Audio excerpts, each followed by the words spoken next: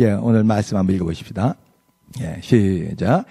사도들이 백성에게 말할 때에 제사장들과 성전 맡은 자와 사두개인들이 이르러 예수 안에 죽은 자의 부활이 있다고 백성을 가르치고 전함을 싫어하여 그들을 잡음에 날이 이미 저물었으므로 이튿날까지 가두었으나 말씀을 들은 사람 중에 믿는 자가 많으니 남자의 수가 약 5천이나 되었더라. 이튿날 관리들과 장로들과 서기관들이 예루살렘에 모였는데 대제사장 안나스와 가야바와 요한과 알렉산더와 및 대제사장의 문중이 다 참여하여 사도들을 가운데 세우고 묻되 너희가 무슨 권세와 누구의 이름으로 이 일을 행하였느냐?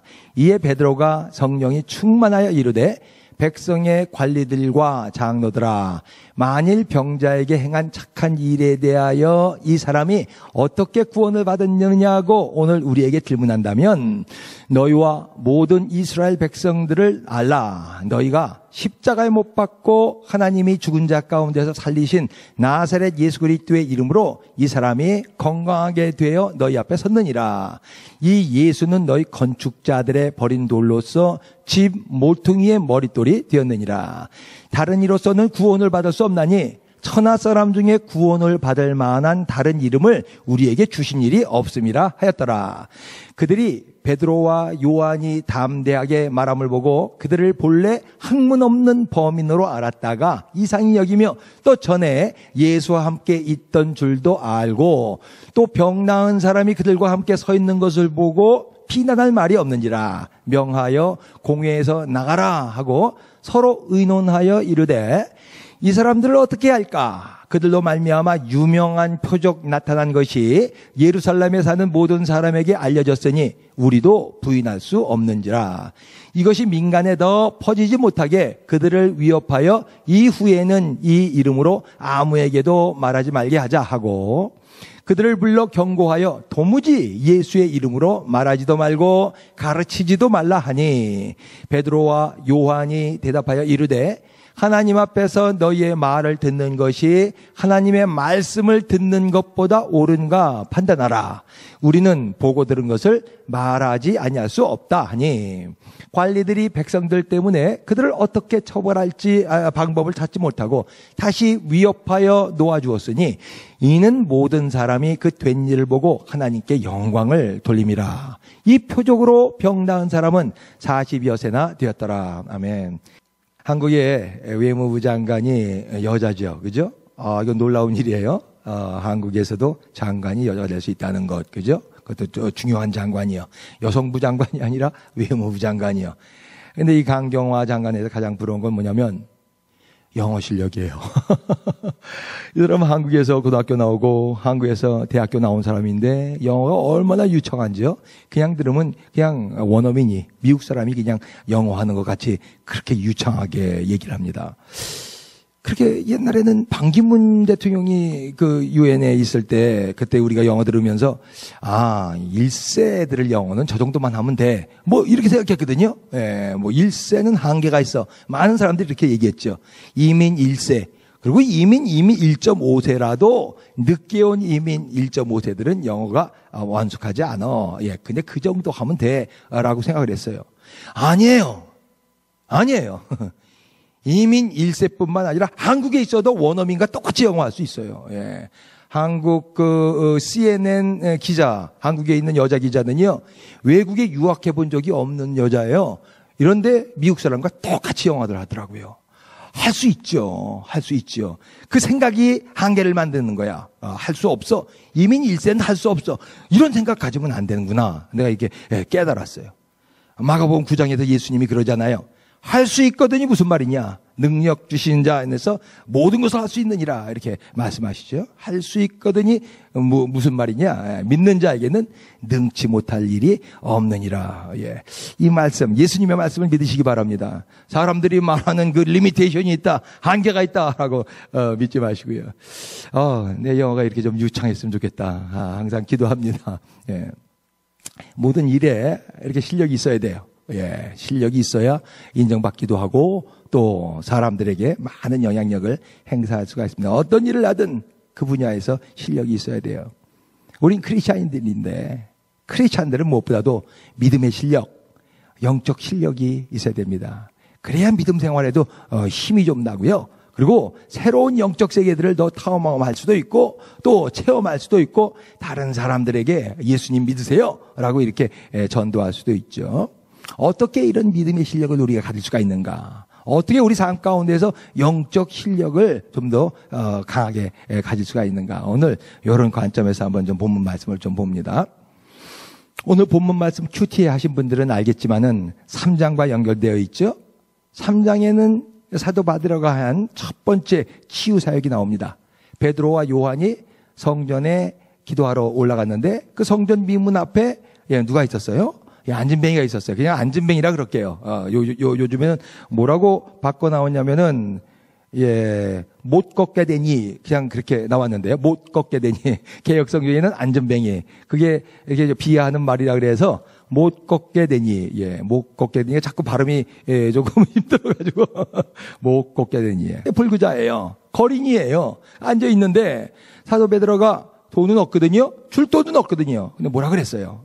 구원받을 믿음이 저에게 있는 것을 보고 은과 금 내게 없거니와 내게 있는 것을 내게 주더니 곧 나사렛 예수 그리스도의 이름으로 걸어라 라고 얘기하니까 벌떡 일어나서 걷기 시작하는 거예요. 막 뛰기 시작하는 거예요. 그러면서 하나님을 찬양하기 시작했습니다. 이 사건이 3장에 나오죠. 사람들이 놀랐어요. 기도하러 모였던 사람들이 지금 다 사도 베드로 주변에 몰렸어요. 그래서 베드로가 그때 설교를 하기 시작하죠. 예수 그리스도에 대해서 얘기합니다. 하나님께서 예수 그리스도를 어떻게 했는가 얘기를 하기 시작해요. 그리고 또 중요한 설교를 하나 하는데 뭐냐면 회개하라 이렇게 얘기를 해요. 너희들 회개하라. 그러면 너희들 앞에 육회하게 되는 좋은 날이 이를 것이다 라고 설교를 하죠. 사람들 제일 듣기 싫어하는 설교가 회개 설교거든요. 목사가 나를 까네. 목사가 나를 찌르네 라고 해요. 설교, 회개 설교하면은요. 축복 받으세요. 하나님은 사랑이세요. 라고 얘기하는 것은 다 좋아하죠. 이 회개 설교, 죄 지적하는 설교는 싫어하는데요. 지금 사도 베드로가 회개하라 그랬을 때 사람들이 다 도망간 것이 아니라 4장 4절에 보니까 5,000명이 회개하고 예수 믿기 시작했어요. 그것도 남자만 5,000명이에요. 신계, 수생계.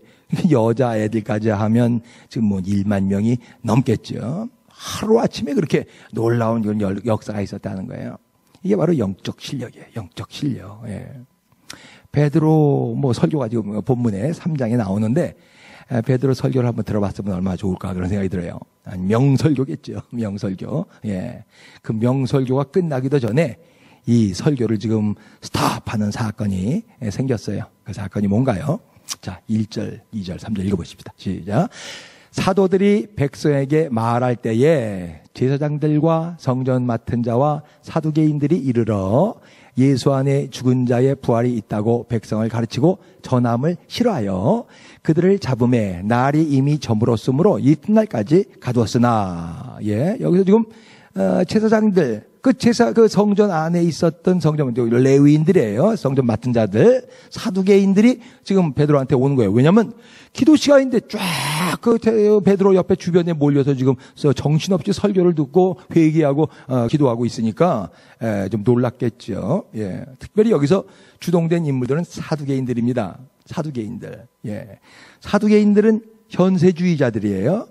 이 사람들은 영적 지도자임에도 불구하고 미래, 장래일을 믿지 않습니다. 부활 믿지 않습니다. 그래서 지금 부활에 대해서 예수님이 죽었다 살아났다는 것을 얘기하니까 이 사두개인들이 싫어하는 거예요. 천사도 믿지 않습니다. 현세주의자이기 때문에 당시 이스라엘 사람들을 압박하고 있었던 그 로마 사람들과 타협을 하죠. 그리고 그 대가로 이 사람들이 제사장이 됩니다. 그리고 사내들이라는 그 공회의 공회원들이 거의 다 이 사두개파 사람들입니다. 그렇기 때문에 이 사람들은 성전의 예루살렘의 소란에 대해서 어느 정도 책임이 있거든요. 그래서 사람들이 이렇게 모여 있다 그러면 거기에 아주 그냥 굉장히 예민해지는 거예요. 저 사람들은 아주 최고의 이스라엘 지도자입니다. 성공한 사람들이에요. 어떻게 보면 성공 사다리 맨 꼭대기 위에 올라가 있는 사람들이 바로 이 사두개인들입니다. 그 실력으로 몇 달 전에 예수님을 십자가에 죽인 사람들, 바로 이 사두개인들입니다. 그렇게 생각했을 거예요. 예수 운동이 이게 굉장히 지금 보니까 놀랍게 번지고 있어. 들불 번지는 것처럼 막 번지고 있는데 요거를 끌려면 예수만 죽이면 돼라고 생각했죠. 그래서 뭐 몇 시간 재판도 안 하고 사람을 죽여버렸어요. 예수만 죽이면은 이 운동은 반드시 끝날 것이라고 생각했어요. 잘못이죠. 잘못 생각한 것이죠. 예수 운동은 계속해서 예루살렘 주위에서 지금 번져나가고 있단 말입니다. 신자 수가 그냥 뭐 눈에 보이도록 그렇게 증가하는 것을 이 사두개인도 잘 볼 수가 있었어요. 그래서 지금 이 제자들 주위에 모여 있는 사람들을 보고 이 제자들을 베드로를 체포하지 않을 수가 없었습니다. 그리고 신문하는 거예요. 자, 저들이 질문의 핵심이 뭔가? 사두개인들의 질문의 핵심이요. 한번 읽어보십시다. 6절, 7절 시작. 대제사장 안나스와 가야바와 요한과 알렉산더와 및 대제사장의 문중이 다 참여하여 사도들을 가운데 세우고 묻되 너희가 무슨 권세와 누구의 이름으로 이 일을 행하였느냐? 첫 번째 믿는 게 뭐예요? 무슨 권세로, 어떤 파워로, 어떤 어토리티로 너가 이런 일을 했냐라고 지금 물어보는 거예요. 왜 이런 질문을 해요? 파워는, 권세는 내가 있는데 이 성전 구역에서 파워 있는 사람은 난데 내 허락도 없이 누가 이런 일을 했냐라는 것이죠. 이 사람들은 그 파워라는 것에 굉장히 집착하고 있는 사람이에요. 권세에 굉장히 밝은 사람들이에요. 그래서 지금 그 성공 사다리 꼭대기까지 올라간 사람들이거든요. 지금 옆에 40세 된 사람, 안진뱅이였다가 일어난 사람이 진짜 놀라운 이 기적의 현장을 보지 못하는 거예요. 그 치유 역사, 하나님의 놀라운 일이 지금 눈에 안 들어와요. 무슨 권세로, 이것만요. 무슨 권세로. 혹시 자기네들의 권세가 위협당할지도 모르니까요. 이런 거죠. 여기에 대해서 베드로가 답변합니다. 베드로는 지금 어떻게 보면 잡혀서 지금 그 높은 사람들 앞에 섰기 때문에 피고의 입장이죠. 사두개인들에 비해서 학벌도 없어요. 가문도 별 볼 일 없어요. 돈도 없어요. 13절에 보니까 범인, ordinary man이라고 나오는데요. 뭐예요? 아주 무식한 자라는 거예요. 별 볼 일 없는 갈릴리 깡촌놈들이다 라고 지금 얘기하는 거예요. 그 베드로요. 그 베드로가 무슨 대답을 하는가? 8절서부터 한번 읽어보십시다. 시작. 이에 베드로가 성령이 충만하여 이르되 백성의 관리들과 장로들아, 만일 병자에게 행한 착한 일에 대하여 이 사람이 어떻게 구원을 받았느냐 하고 오늘 우리에게 질문한다면, 만일 너희와 너 모든 이스라엘 백성들은 알라. 너희가 십자가에 못 박고 하나님이 죽은 자 가운데서 살리신 나사렛 예수 그리스도의 이름으로 이 사람이 강건하게 되어 너희 앞에 섰느니라. 아주 그냥 당당하게 지금 얘기하는 것을 볼 수가 있어요. 저들의 질문에 지금 휘둘리지 않습니다. 무슨 권세로 이런 말, 난 무슨 권세가 있는 건 아니고 뭐 이렇게 하고 얘기하지 않았어요. 사실, 그 팩트에다가 초점을 맞춰요. 어떤 사실이에요? 치유 사실. 하나님이 하신 놀라운 이 치유 사실에 초점을 맞춰서, 이거 말이지, 이 치유 사실. 다시 치유로, 지금 얘기를 끌어들이죠. 10절 말씀은 더 놀라워요. 아주 피고의 입장이 아니라 원고의 입장. 더 나가서는 재판관의 입장으로 얘기하고 있어요. 뭐라 그래요? 너희가 십자가에 못 박아 죽었어. 예수 그리스도는 너희가 십자가에 못 박아 죽은 거야. 그래서 그 사람들을요, 오히려 제사장들이요, 사두개인들을 오히려 고소하고 있는 그 모습을 볼 수가 있죠.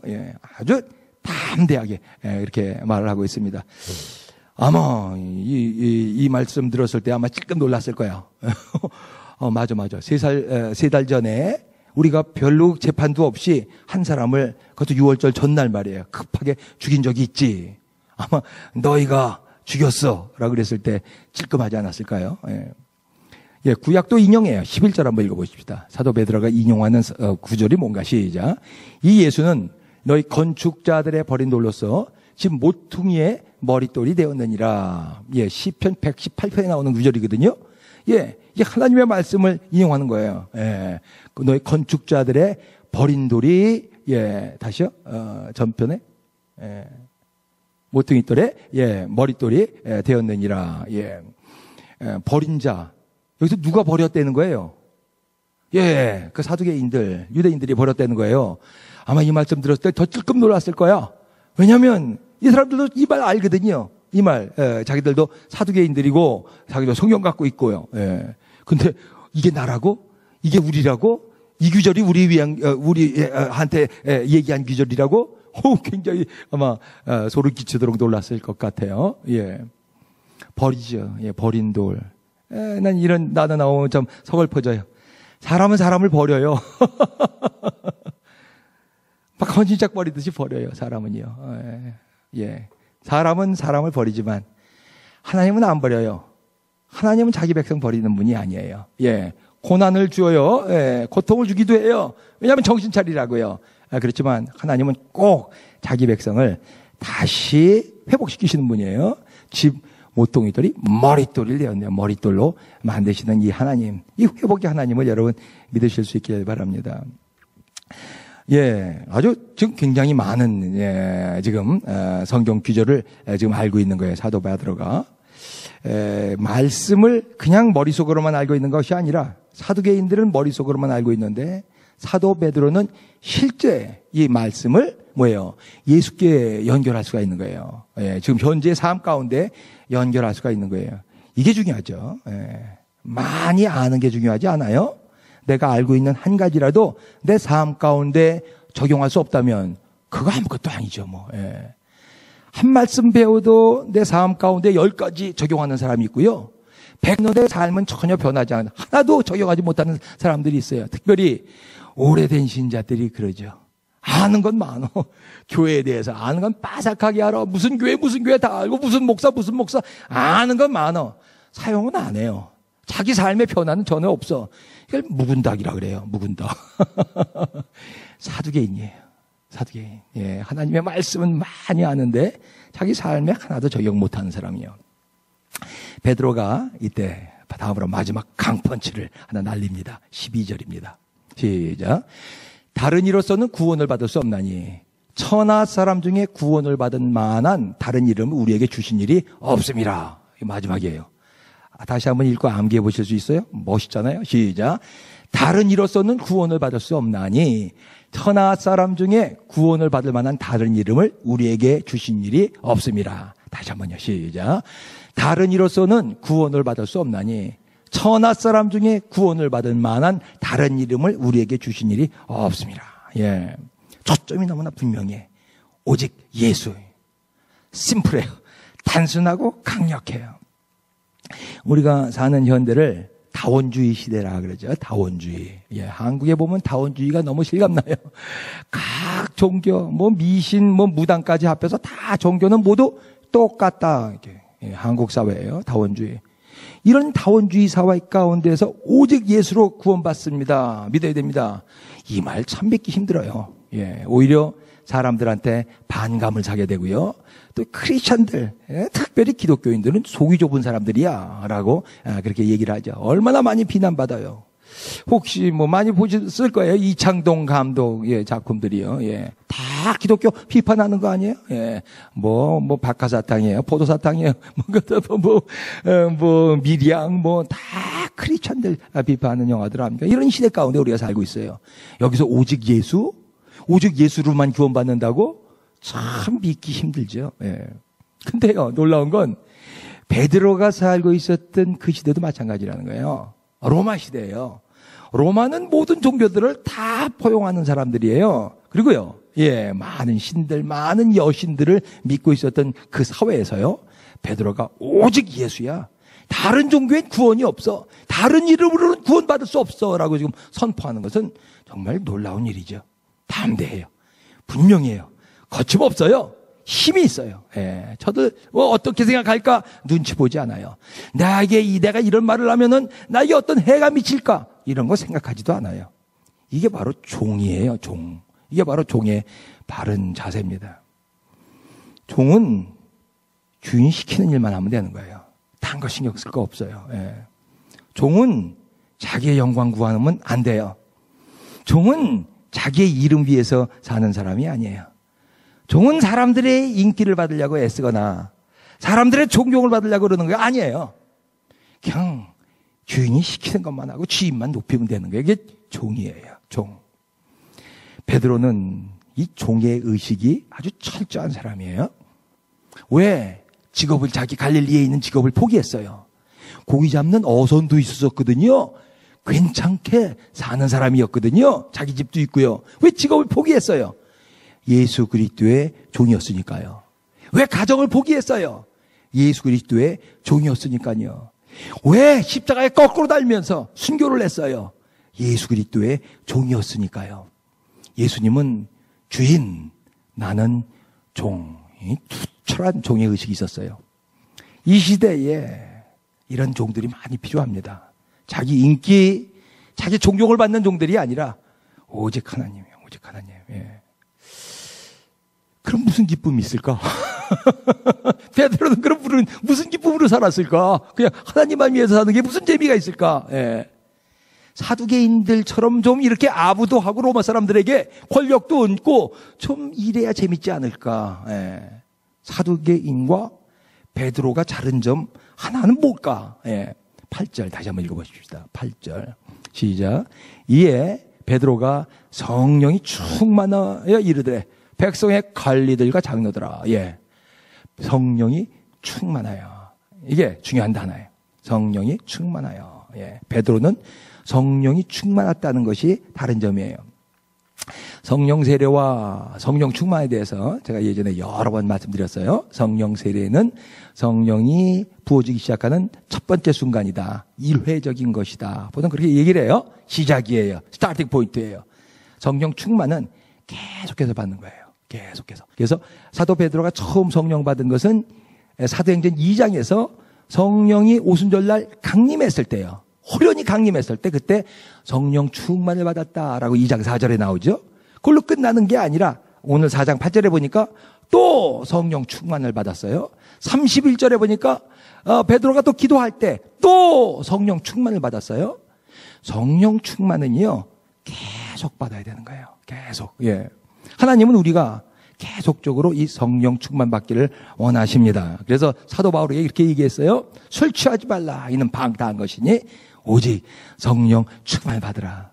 여러분 성령 충만 받으실 수 있길 주의 이름으로 축원합니다. 예, 축원합니다. 성령 충만을 받으라. 예, 성령 충만을 받으라. 여러분 자기한테 또 옆에 있는 사람에게 말해보세요. 성령 충만을 받으세요. 말해보세요. 예, 성령 충만을 받으세요. 예. 사두개인과 베드로는요 똑같은 유대인들이에요.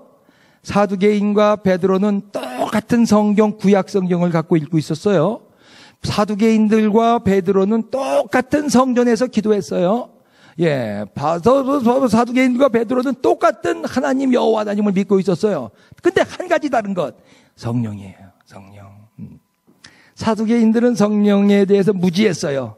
성령 체험이 없어요. 사도 베드로는 성령이 충만하고 또 성령을 체험했습니다. 베드로가 이 많은 신들이 있는 이 다원주의 시대에 오직 예수, 다른 이름은 없어 라고 외칠 수 있는 이유는 뭐예요? 이 성령 충만이 있었기 때문입니다. 고린도전서 12장 3절에 나오죠. 예수 그리스도 누구든지 성령이 아니고는 예수를 주시라 할 수 없느니라. 예수님을 주라고 할 수 있는 것은 성령의 가장 기본적인 일이에요. 성령 충만 받으시기 바랍니다. 성령 충만이요. 제가 고등학교 때 하나님 안 믿는 가정이니까요. 그래도 성경을 한번 읽어야지 문화인이 될 거 가지고 가져서 신약 성경 하나를 샀어요. 그래서 읽기 시작하는데요. 마태복음, 마가복음, 누가복음, 요한복음까지 아주 끙끙 매면서 읽었습니다. 문체가 이 성경 문체는 현대 우리가 보는 책의 문체가 아니잖아요. 옛날 문체이기 때문에 참 하나님 안 믿는 사람이 보기 그렇게 쉽지 않은 문체거든요. 그래도 꼭 참고 읽었어요. 요한복음 14장 6절에 봤을 때 막 화가 났습니다. 예수님이 뭐라고 말씀하시냐면요. 나는 길이요 진리요 생명이니 나로 말미암지 않고는 아버지께로 올 자가 없느니라 라고 말씀하시는데 그 말씀 들으니까 막 화가 뻗치는 거예요. 아니 꼭 자기를 거쳐야 된다고? 자기를 거쳐야 구원이 있다고? 아니 이게 무슨 독자적인 말이야? 석가모니도 있고 마호메트도 있고 세계 4대 성인이라고 그때 내가 알았었는데 4대 성인 중에 하나가 왜 자기만 거쳐야 된다는 거야? 라고 제가 그다음부터 성경을 안 읽었어요. 그리고부터 10년 뒤에 성령을 체험하게 됐는데요. 그 다음에는요, 당연하지. 오직 예수로만 구원받지. 무슨 다른 이름이 어디 있어? 다른 종교에 무슨 구원이 있어? 예수만인 거지. 우리 집에 외가 쪽으로, 친가 쪽으로 예수님 믿는 사람이 하나도 없는데, 난 그래도 목사까지 됐어요. 이게 은혜야. 정말 하나님의 은혜라고 생각을 해요. 부부관계도 마찬가지예요. 남편과 아내 사이에 사랑이 충만하면, 내 남편, 달링, 하니, 그러면서 야단이에요. 그 가정에 힘이 있어요. 행복합니다. 사랑이 고갈되면요, 남편이 속으로 그렇게 생각하죠. 그때 그 미슬리랑 결혼했어야 되는데 괜히 얘 만나가지고 그냥 내 인생이 말이야. 그러면서 또 화풀이 하게 되죠. 불행이에요. 이거는요, 그 가정에 힘이 없습니다. 근데 예수 믿는 것도 그래요. 성령 충만하면요, 예수님은 내 구원자야. 확신이 있어요. 예수님은 나의 모든 거야. Everything. Jesus is everything. 확신이 있어요. 힘이 있죠. 이런 신앙에 힘이 있습니다. 성령이 없으면요, 성령이 고갈되면요, 예수님이 구원자 맞나? 좋은 말씀은 보니까 많이 하셨는데, 간디처럼요. 간디가 그렇게 얘기해요. 좋은 말씀은 많이 하셨지. 근데 꼭 예수만 믿어야 구원받나? 교회 다니고 집 사고 장로인데도 그렇게 얘기하잖아요. 난 사실은 꼭 그렇게 생각하지 않아요. 불교에도 잘 믿으면 구원이 있겠지요. 라고 얘기하는 장로 보고서 내가요, 복창이 터졌어요. 꼭 예수만 돼야 되는가? 힘이 없죠. 성령이 없으면요. 지난 주일날 오강남 박사에 대해서 말씀드렸었죠. 모태신자예요. 하나님도 잘 믿고 교회 지금 집사인데 왜 박사학위 받고 나서는 예수는 다 똑같다, 예수는 없다라는 책을 썼는가요? 딴 거 아니죠. 기본적으로 지식은 갖고 있는데 성령 하나님에 대한 체험이 없기 때문에 그래요. 서울대학교 종교학과 나온 사람이에요. 똑같이 서울대학교 종교학과 나온 사람 중에 한 사람이 또 있는데요. 김동환이라는 사람이에요. 이 사람은 집이 불교 집안이에요. 하나님 믿는 집안도 아닙니다. 근데 불교 믿는 엄마, 아주 불교 골수분자였거든요. 그래서 예수 믿는 사람이 와서 그 집에서 전도를 하면요, 막 그냥 내쫓았어요. 욕을 해가지고요. 그 다음에 그 사람들 가면은 소금을 뿌린대요. 재수 없다고요. 그렇게 그냥 예수 믿는 그 사람, 불교에만 그 골수분자였었던 사람인데 병이 났어요. 고쳐지지가 않아요. 그렇게 그냥 3,000배를 하고 5,000배를 하고 또 돈을 갖다 바쳐도 고쳐지지가 않아요. 병원에서도 왜 이렇게 아픈지 모르겠대요. 근데 그 자기 애들 피아노 가르치는 피아노 선생님이 교회에 다 있는데 피아노 선생님이 그러는 거예요. 교회에 가서 기도 한번 해보시라고요. 갈 데가 없으니까 마지막에 간 게 이제 교회인데요. 그날 그 주일날 났어요. 그 주일날 성령을 받았어요. 이거 하나님의 일이에요, 정말이요. 그 다음서부터 이거 진짜 신이구나. 예수 그리스도. 집안에 믿었었던 불교 서적 같은 거 다 없애고 자기 가족 데리고서 이제 교회 나가기 시작하죠. 나중에 신학 공부해서 지금 전도사님이죠. 자기 아들이요. 아들이 좀 약한데 공부하라는 소리는 안 해요. 무조건 성경 읽었냐? 그날 성경 읽을 거 제시해주고 안 읽으면은 막 그냥 종아리를 쳐서 피가 날 정도로 종아리를 쳤대요. 기도하라. 그리고 성경 읽어라. 요 두 가지만 얘기했잖아요. 얘가 서울대학교 김동환이에요. 서울대학교 종교학과 들어가서 졸업할 때는 100점 만점에 99.8, 이제까지 최고 성적으로 졸업했다 그러잖아요. 교련 성적만 A0가 2개 있고 나머지는 올 A 플러스를 받고 졸업했대잖아요. 그래서 나는 참 똑똑하구나 정말 그렇게 생각했어요. 참 유명한 신학자가 되겠다. 서울대학교에서 가르치든가 아니면 신학교에서 가르치겠다. 왜냐면 그렇게 명석하니까. 아니에요. 다 공부는 했는데 지금 그냥 목사가 됐어요. 그냥 하나님의 말씀, 복음을 전하는 게 제일 좋다. 그래서 청년들 가르치는데, 부흥사예요, 부흥사. 이 사람은, 어떻게 이렇게 지적으로 이렇게 뛰어났는데, 영적으로도 이렇게 뛰어난지 참 놀랐습니다. 성령이에요, 성령. 성령 충만을 받으라. 여러분 성령 충만 받으실 수 있게 주의 이름으로 축원합니다. 하나님이 주십니다. 하나님의 약속이에요. 그렇기 때문에 성령 충만을 받을 수가 있어요. 어떻게 받는지 마지막으로 한 가지만 좀 말씀드리고 싶습니다. 사도행전 2장 38절 39절 암기 구절인데요. 이것도요. 한번 읽어보십시다. 시작. 베드로가 이르되 너희가 회개하여 각각 예수 그리스도의 이름으로 세례를 받고 죄사함을 받으라. 그리하면 성령의 선물을 받으리니 이 약속은 너희와 너희 자녀와 모든 먼 땔사람 곧 주 우리 하나님이 얼마든지 부르시던 자들에게 하신 것이라. 다시 한번 읽어볼까요? 예, 꼭 암기하세요. 시작. 베드로가 이르되 너희가 회개하여 각각 예수 그리스도의 이름으로 세례를 받고 죄사함을 받으라. 그리하면 성령의 선물을 받으리니 이 약속은 너희와 너희 자녀와 모든 먼 땔사람 곧 주 우리 하나님이 얼마든지 부르시는 자들에게 하신 것이라. 39절은 참 귀한 기절이에요. 제가 지난번에도 얘기했나요? 예. 많은 장로교회 목사님들이나 장로교회 신학자들이 1세기에 다 끝났다. 이게 성령 은사 종지설이라 그랬죠. 중지설. 1세기에 다 끝났다. 지금은 성경 말씀만 있으면 된다 그러잖아요. 39절은 그렇게 얘기하지 않아요. 뭐라 그래요?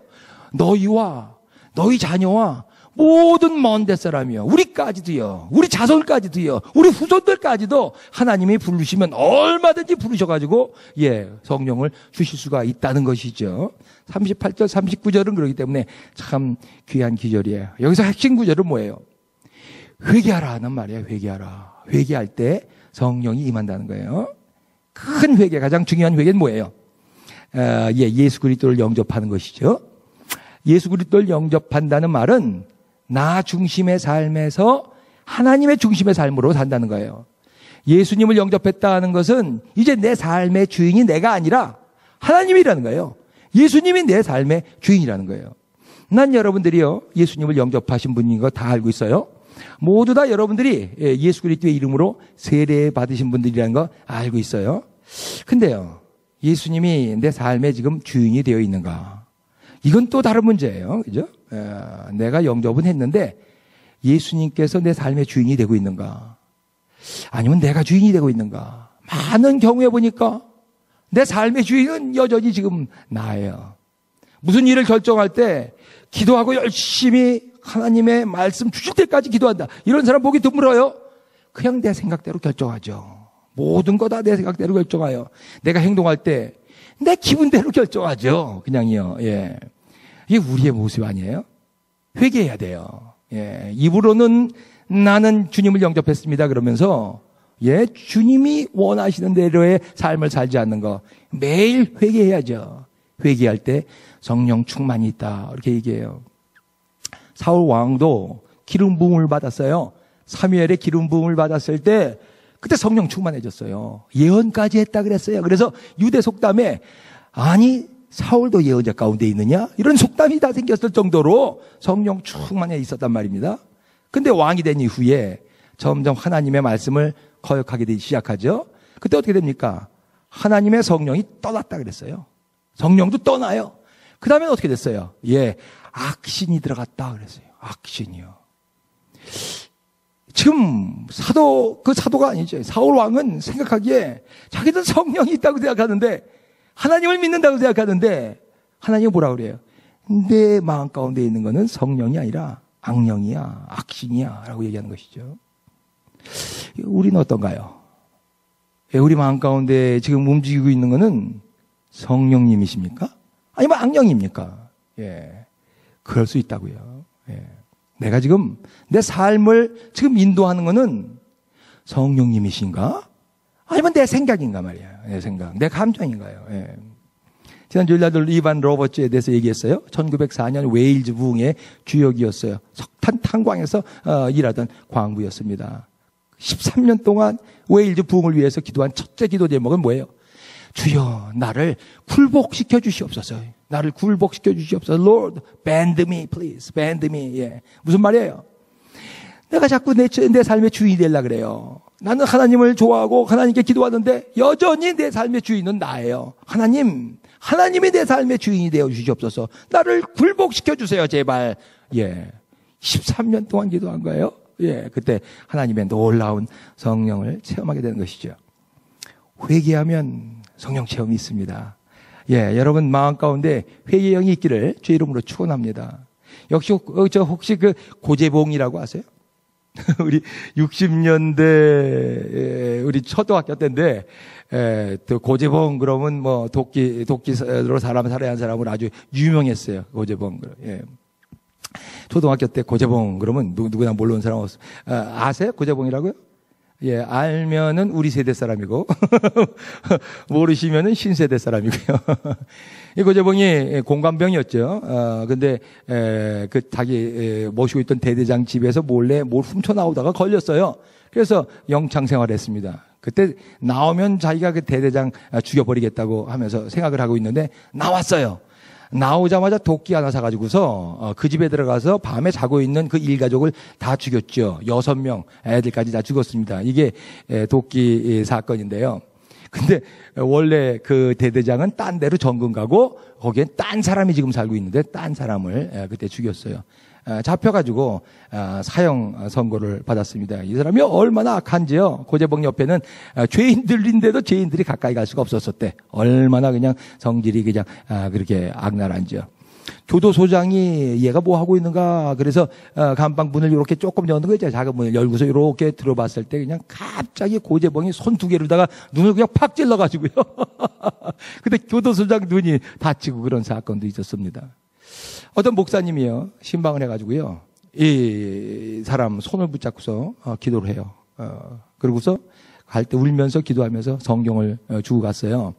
근데 이 목사님이 유명하신 목사님인데 경상도 목사님인데 뭐 고재봉이 감방에서 할 일이 없으니까 한 번씩 이게 성경을 읽기 시작합니다. 놀랍게 이 성경을 읽다가 회개를 합니다. 요한복음 14장 보면서요 예수 그리스도를 영접했어요. 예. 나로 말미암지 않으면 아버지께로 갈 자가 없느니라. 내가 너희를 위해서 집을 예비하러 가노라. 요한복음 14장에 있는 말씀을 보면서 예수님을 영접했어요. 나 같은 사람도 예수님을 믿을 수가 있군요. 예, 회개하면서.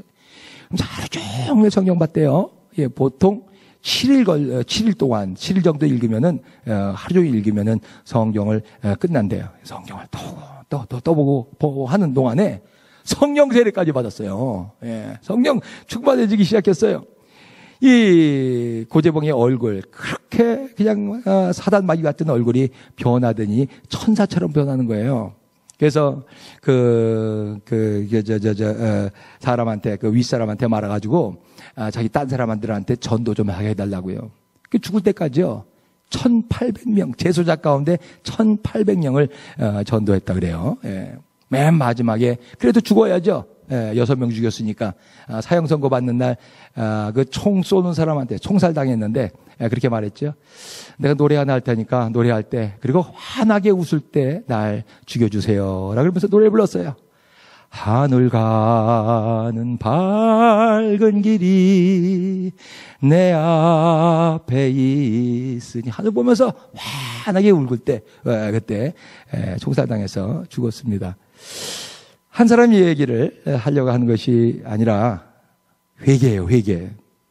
회개할 때 하나님은 얼마나 기뻐하시는지 몰라요? 하나님이 성령을 주세요. 내 중심의 삶에서 하나님의 중심의 삶으로 바뀌어집니다. 성령 충만하게 됩니다. 이 성령이 여러분들에 있기를 간절히 바랍니다. 이 세상에서 뭘 하든 실력이 있어야 돼요. 실력은 어떻게 생기냐고요? 한 가지 것에 집중할 때 실력이 생겨요. 양다리 걸치면 힘이 없어요. 두 마음 품은 자 힘이 없어요. 이런 자들은 무엇을 가질까 생각하지 말라 그렇게 얘기했어요. 단순할수록 힘이 있는 거예요. 예. 크리스찬들은 하나님의 종이에요. 하나님의 종은 영적 실력이 있어야 되는데 어떻게 하나요? 한 가지 집중하면 돼요. 한 가지예요. 딴 거 집중할 거 없어요.